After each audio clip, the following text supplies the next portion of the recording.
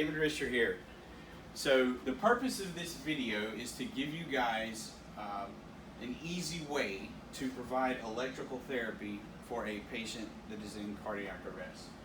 So you should be asking yourself anytime you come upon someone who is in cardiac arrest, do they need electrical therapy?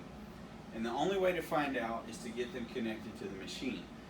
This is strictly for patients that you're going to have to pretend with me a little bit here, but we're assuming for purposes of the video that you have walked upon a situation where someone is getting active chest compressions, right?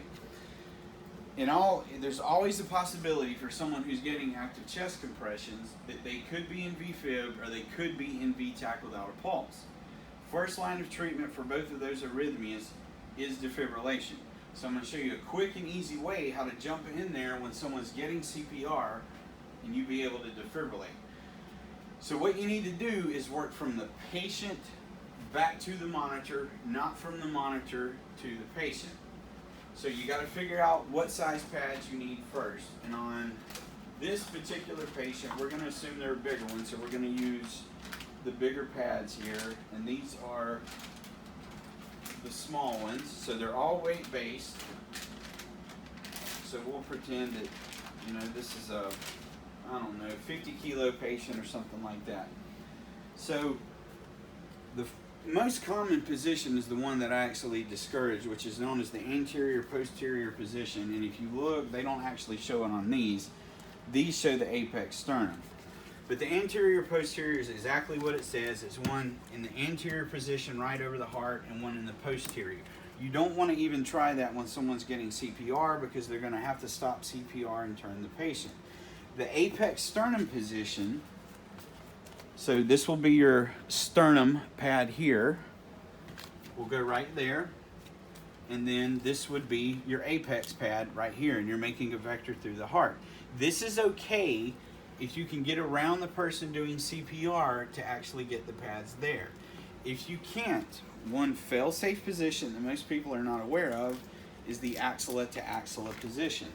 So you simply take, for the right side, your sternum pad and put it in the right axilla area, and then you take the one that would be the apex on the left side and put it on the left axilla area.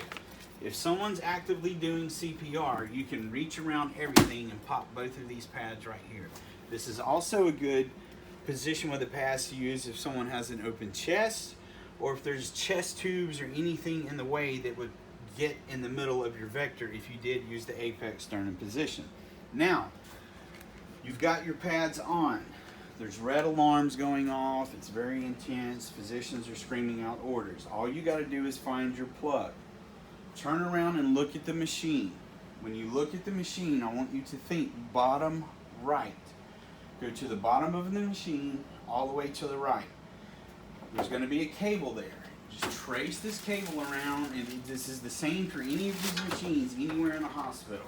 It'll be all tangled up, ran all over the place. You'll find this little box that it's plugged into.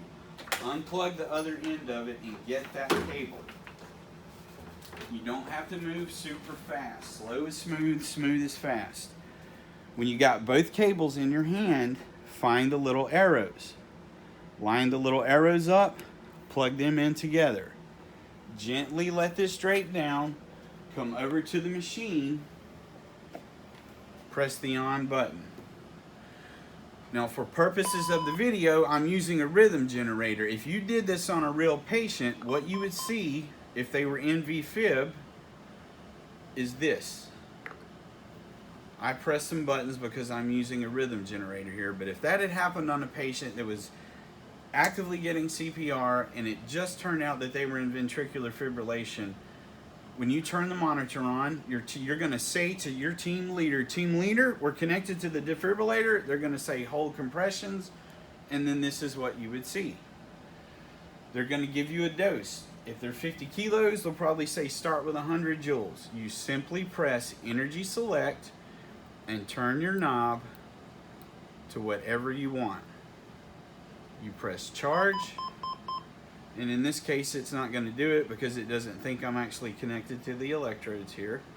But if it were, I will simulate that for you here. So now, energy select, I've picked 100. CPR is ongoing. Everyone clear. You turn and visually assess that everyone is not touching the patient.